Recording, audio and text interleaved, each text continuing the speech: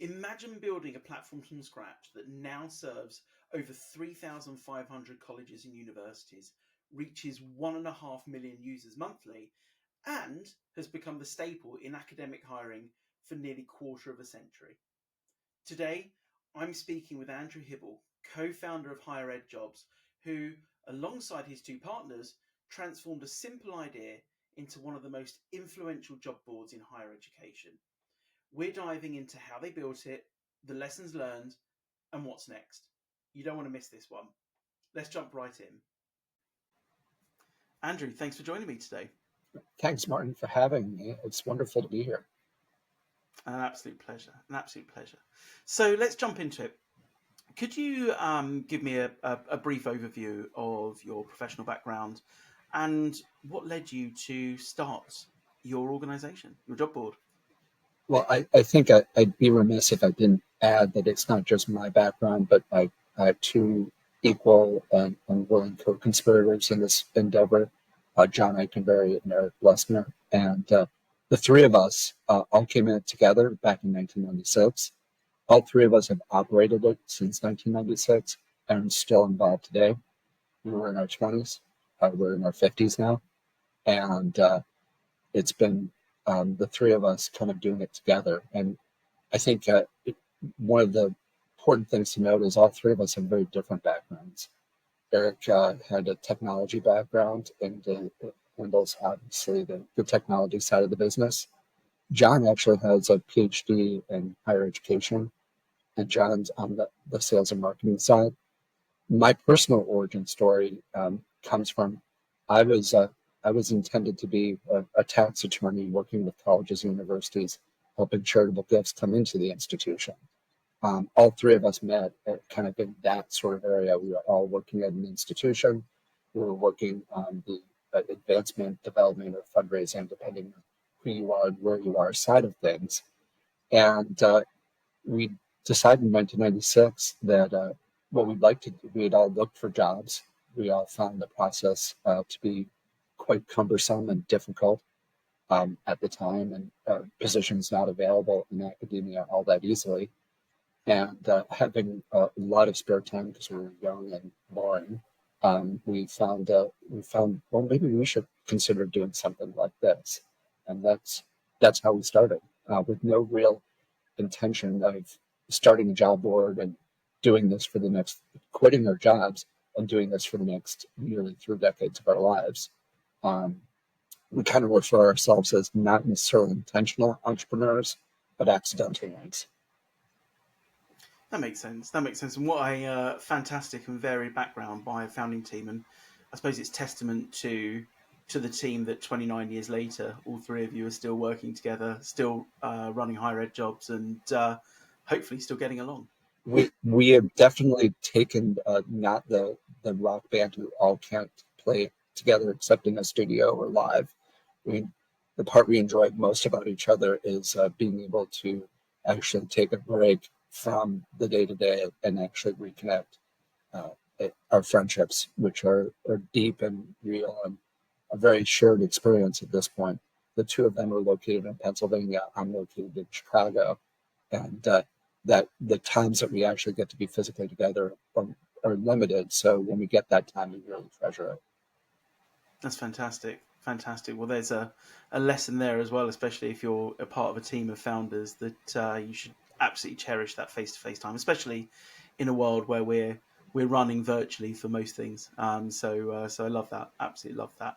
So going back to that time when the three of you decided to create HigherEdJobs and launch it, was there a point where you decided to go all in? Were you still doing working on something else first while you were building? And how did you know it was time to really take it seriously and go all in? That last part I'll answer first, and it's probably the easiest of it, which is basically our customers told us when it was time.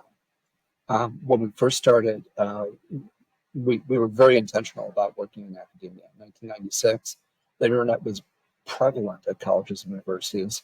We knew that people had it at their desks and they were able to use it and were, just like us, enamored with it at that point.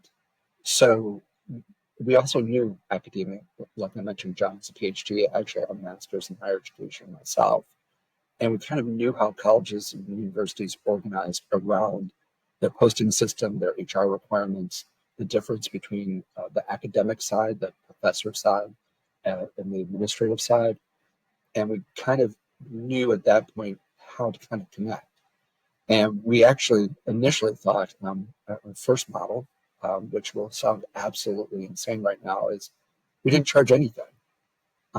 We thought we would be free to central posting offices, and then we try to monetize through advertising.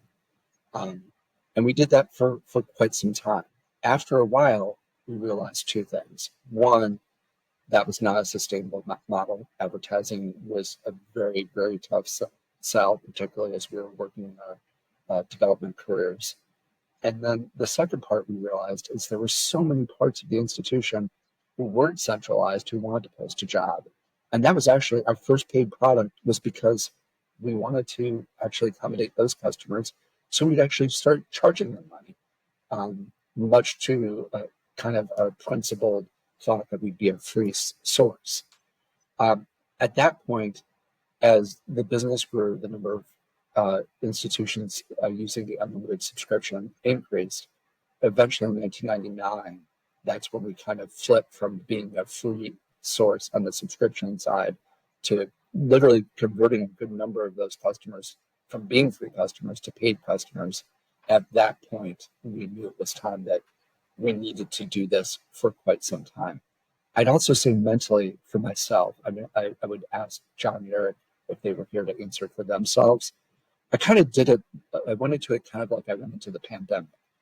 I thought, we'll do this for a while. The tech boom is happening. If you want to be a little bit reminiscent, the tech bust had not happened. And then we'd go back into the careers that we had chosen. Because I think I really liked what I was doing back at the time. It was a great career choice for me. And I had worked hard in my career. I did not realize, and I was not at all remotely thinking this would be something back in 1999 that I would be doing in 2025. So originally just a bit of a distraction from your career. Or so I tricked myself into thinking. Fantastic. So 26 years ago, maybe 23 years ago, when you first kind of really started monetizing it, where have you got to? What does it look like now in terms of the customers you serve, the metrics, the numbers?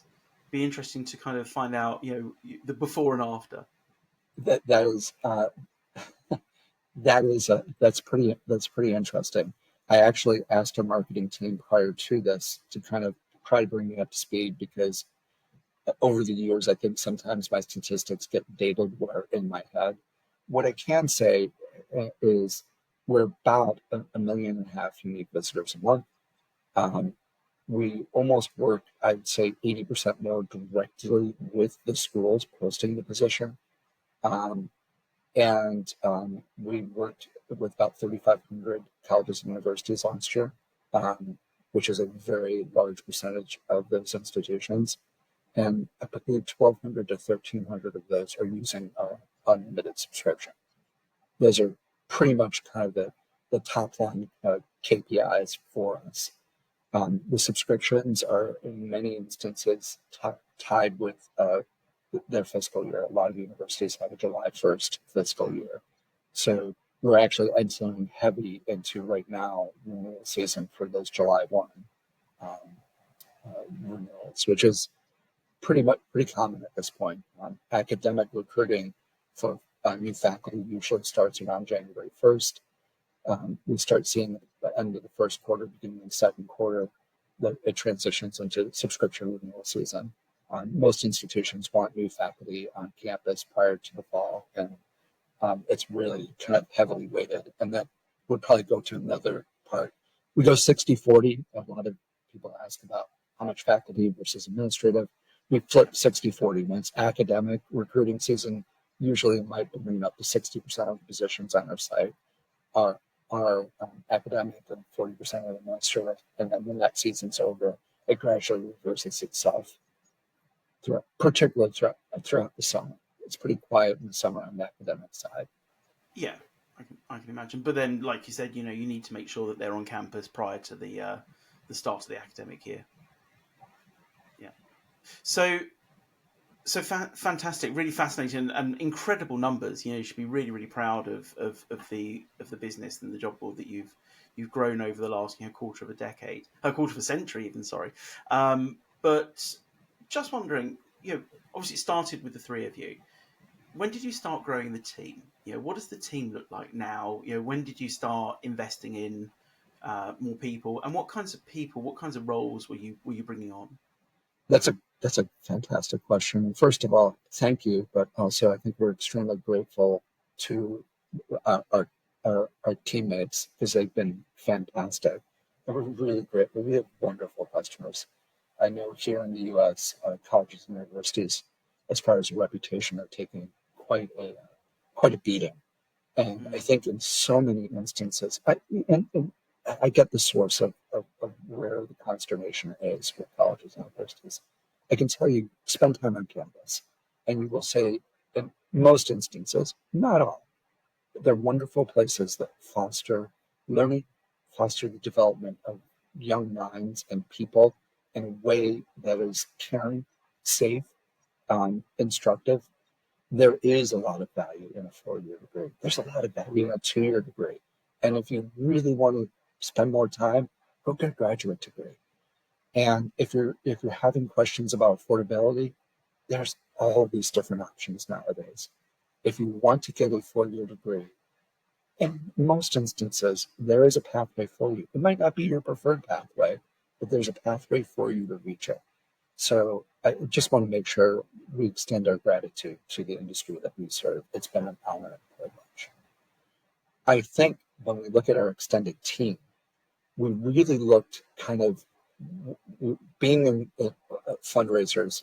We understood that for every frontline fundraiser who brings in gifts, you have to administer those gifts. You have to steward those gifts. You have to make sure your books are in order, et cetera, et cetera, et cetera. And yeah. we have a good sense, I think, particularly nowadays, but we had it at the very beginning. As when we add things on the outreach side, we would be putting things on the back side of it, whether it be technology, whether it be administrative positions. And a lot of our duties are pretty localized as far as our teams go. We have very specific roles for most people, and we understand how those roles work. We have a staff of about 40. We have probably our largest staff is our sales and marketing team. Our technology team is fairly large as well. And then we kind of have different types of back office positions, whether it be more operational or more supportive of the sales, marketing, and technology side. Because in many ways, as you know, a good job board, and I love being able to say that here because I think we're proud to be a job board. A good job board is very much a technology company, not solely, but very much a technology company. And the number of data feeds that come into us from colleges and universities, as I'm sure with lots of your guests, have increased dramatically throughout the years. And so much of our skill is making sure that we're servicing our customers when it comes to that, which is a hybrid of kind of both the technology side and the sales side, working with customers to get those in. And I would say both teams are excellent at that. Oh, fantastic, fantastic, and yeah, it's incredible to have 40 people there and working with you is really really impressive, really impressive. Um, I want to go back to something you were just talking about, which was the industry you serve. And one of the things that really shines through for me is just how passionate you are about the industry you serve as well. So I have a couple of thoughts on that, a couple of questions. And the first one, I suppose, is how do you keep up with the industry? In such a huge industry of higher education. You talked about some of the numbers earlier, but also as you also alluded to, some huge changes that have happened in the industry as well, over the years and also very recently. How do you keep up with the industry? How do you maintain your knowledge? How do you keep abreast of everything? And also, how do you maintain your reputation in the industry as well? Well, I think once again, I'm going to take the last question first. Maintaining your reputation, I think the first part is to worry about your reputation in some ways is something we do not do. We try to be service oriented. We try to treat our customers right, and we try to do all the things we're supposed to be doing right. If we do those things, we believe our reputation will speak to those things. And I think the more we worry first and foremost about the reputation, the harder it is to do those small things right that help create a reputation. So we just try to focus on those things. And I think that help. I think as far as maintaining it, that's what helps it. We're known for the things that we try to do well, and that helps. The industry, wow. In some ways, we don't have a choice, but we have to understand the industry. The industry is constantly presenting the challenges to us on a very regular basis. We get lots of great feedback from our customer partners about what's going on, what they need.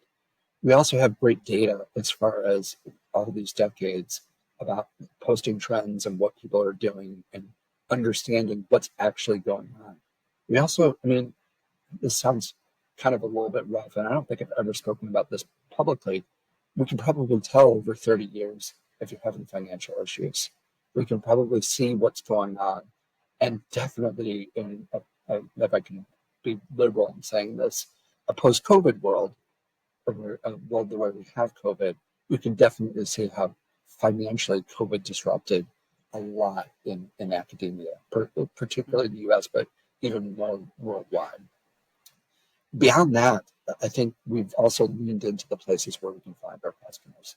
As a company, we do a great number of academic conferences where we get to actually see our customers face to face and get feedback from them, as well as the associations, several of which we're very involved with, as far as those different associations that serve within academia. Because if you really think about academia, we're not really serving an industry, we're serving a venue with a bunch of little industries here. So you could actually have a job board about the trades, and there's an overlap with what happens with physical plant. I mean, so much of a university is the maintenance of the physical buildings. Yep. We could very much overlap with having to have some knowledge in that particular area about how universities manage that. So it is really varied. I will say in my personal case, I'm naturally inclined to be curious, and I'm somewhat of a junkie on information. So it comes naturally to me.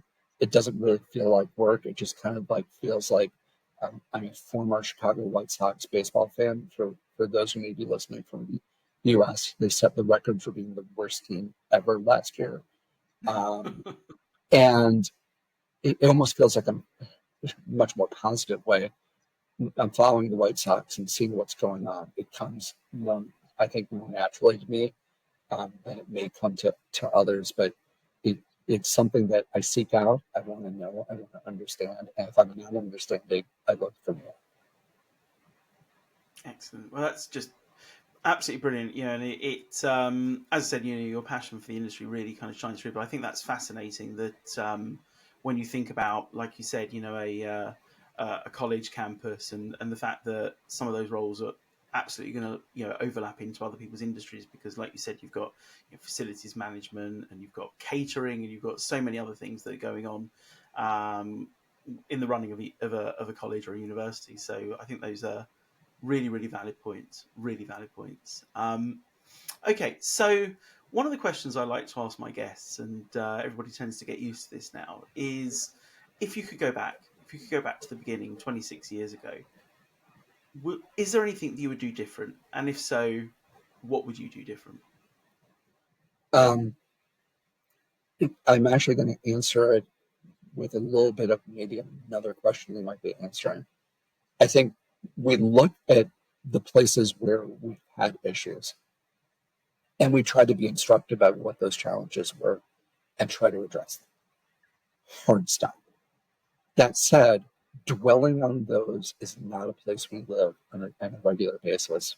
The road ahead of us is constant. You would think after this amount of time, we would say, well, we've seen everything.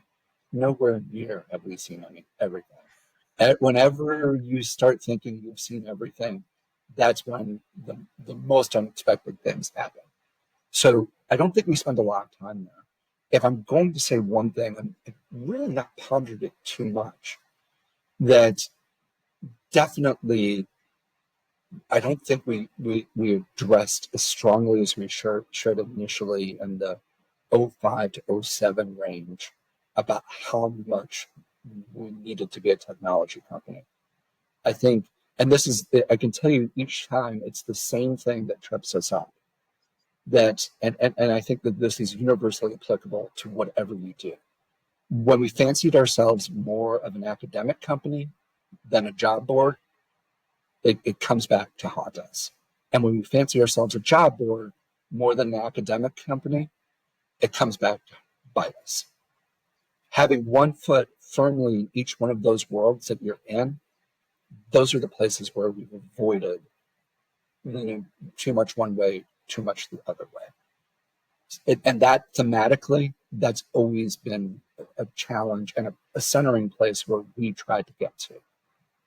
I probably am the one who speaks most to that of the three of us, to be fair, but I think we all kind of express that opinion in one way or another about how we've had more challenges. We've kind of leaned a little bit too much to one side, and then we realized we need to lean more towards the middle.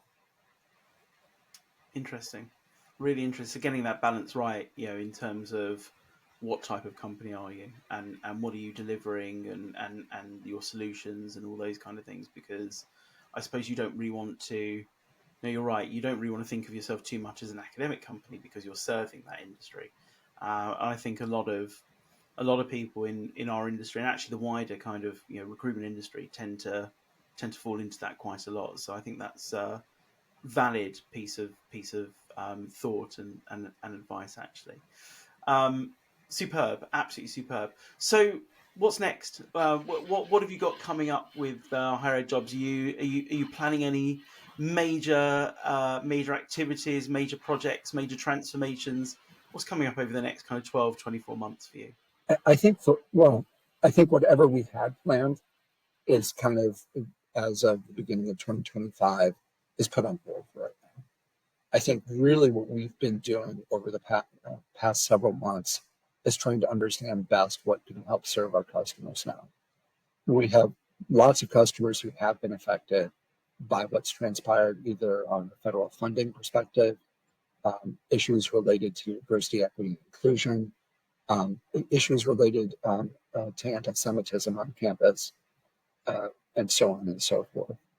And those who have not yet been affected are worried about how it may come back and affect them. What we can be doing from a recruitment solution, we do have an editorial side that goes specifically to job search strategy and career topics in academia.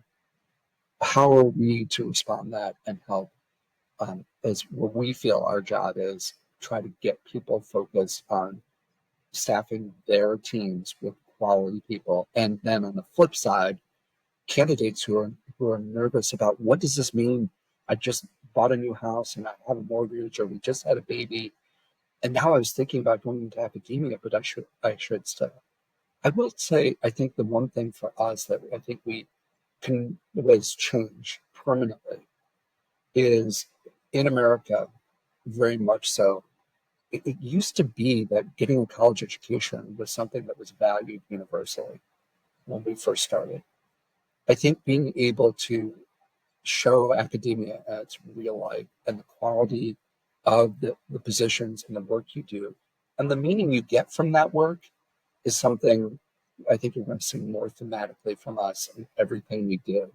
Are you going to see something that's going to completely hit you over the head with that? Absolutely not. But we feel like that's part of our responsibility of what we owe the industry that's given us so much, because I think that that's a voice that we have that's fairly unique, and it's important for us to be able to use. That's superb, absolutely superb, and I think that's such a great optic to kind of finish on, which is sometimes it's not about finding something new. It's about re-steering the ship and making sure that you're serving your customers to the best of your ability, and doubling down on that. So I think that's an absolutely fantastic place to finish the conversation on, Andrew. Well, And for me, thank you so much for sparing the time to share the story, the history, and the benefit of your experience with me today. Thank you so much for having me. It's been a lot of fun.